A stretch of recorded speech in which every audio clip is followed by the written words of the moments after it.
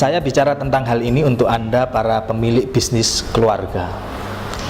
Saya akan membagi bagaimana Anda pemilik bisnis keluarga, nantinya Anda akan bisa mempersiapkan generasi penerus bisnis Anda. Namun sebelum saya bicara lebih detail, saya akan menyamakan persepsi kita mengenai apa itu bisnis keluarga. Karena jangan sampai kemudian kita menyamakan persepsi antara bisnis keluarga dengan keluarga yang dibisniskan. Kalau keluarga yang dibisniskan, berarti ada satu anggota keluarga itu yang dijual. Ini salah persepsi. Yang benar adalah bisnis keluarga adalah sebuah bisnis yang dibangun oleh salah satu seorang anggota keluarga, lalu dikelola bersama-sama dengan anggota keluarga, mulai dari anaknya, saudaranya, dan seluruh anggota keluarga yang lainnya. Ini namanya bisnis keluarga. Sebagian besar di Indonesia pada dasarnya perusahaan-perusahaan yang berkembang besar hari ini semuanya dimulai dari bisnis keluarga. Memiliki usaha keluarga adalah sebuah anugerah yang terindah. Bisnis keluarga ini diawali dari rumah, kemudian rumah difungsikan menjadi sebuah toko, kemudian toko menjadi rumah, rumah tempat produksi di dalam rumah yang kemudian menjadi terpisah dan akhirnya menjadi sebuah industri. Dan bagi Anda pemilik usaha apapun, apakah usaha retail, usaha industri manufaktur, usaha apa saja, tentu Anda harus pikirkan bahwa bisnis yang Anda bangun adalah sebuah usaha yang harus hidup, tidak hanya di hari ini, tetapi juga di masa depan, kelak ketika Anda sudah tidak memungkinkan untuk mengurusi perusahaan Anda. Oleh karena itu, ada beberapa hal penting yang perlu Anda renungkan. Ingat bahwa jangan sampai usia usaha bisnis Anda berhenti ketika usia Anda berhenti. Artinya apa? Jika Anda dipanggil Tuhan pada usia yang katakanlah belum waktunya Anda dipanggil, maka ini perlu Anda pikirkan. Itu yang pertama. Lalu yang kedua, tantangan dalam bisnis keluarga ini juga harus Anda hadapi. Perubahan anak-anak Anda yang tadinya masih anak-anak, kemudian menikah, punya anak, dan lama-lama Anda akan ditinggalkan oleh anak-anak Anda. Lalu yang ketiga, mari kita renungkan pertanyaan penting ini. Siapa yang akan meneruskan perusahaan kita?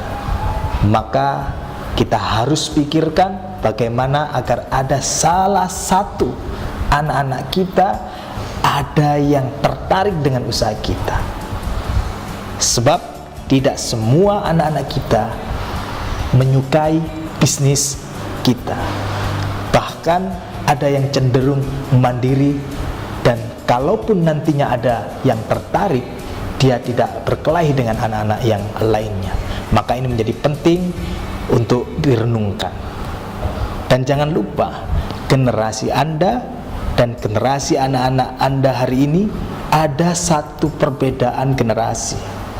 Kalau generasi lama, handphonenya itu masih handphone syar'i yang warnanya itu kuning, sekali dicas masih bisa 1 minggu berfungsi.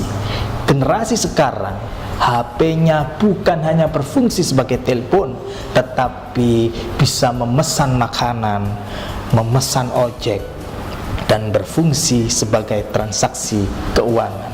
Maka yang harus Anda lakukan adalah cara pandang kita melihat bagaimana kemampuan anak-anak kita dengan kecakapan teknologi ini nantinya bisa menjadi tools, alat untuk mengembangkan usaha Anda.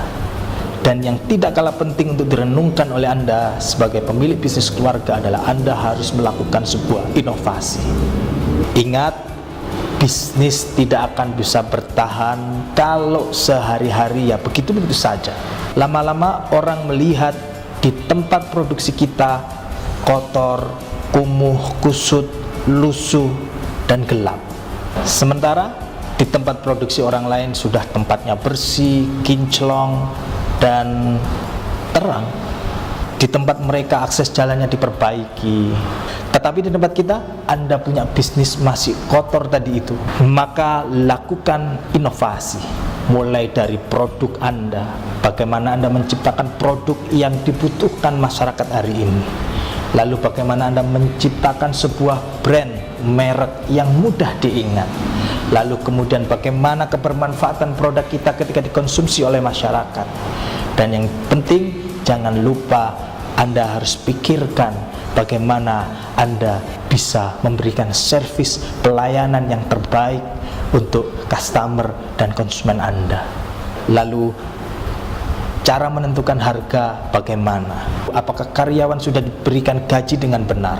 Seragam pegawai Anda bagaimana? Maka lakukan inovasi dan penggajian karyawan dengan benar. Tentu saja manajemen. Ini penting sekali. Kita kalau mau jadi besar, kita harus bisa menggunakan tangan orang lain. Menggunakan tangan orang lain berarti kita harus mengelola, memanage. Memanage itu insentifnya bagaimana, lalu bagaimana menciptakan iklim lingkungan kerja yang kondusif, yang harmonis. Kemudian bagaimana kita bisa membuat para karyawan itu bisa senang bekerja dengan kita.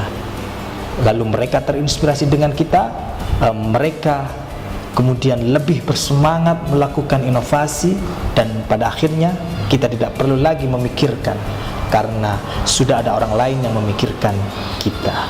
Ini namanya manajemen.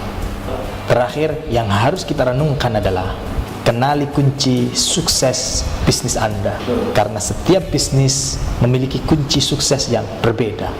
Ingat, tidak sama kunci sukses kita dengan kunci sukses orang lain dalam memanage sebuah usaha. Karena itu penting untuk kita kenali kunci sukses.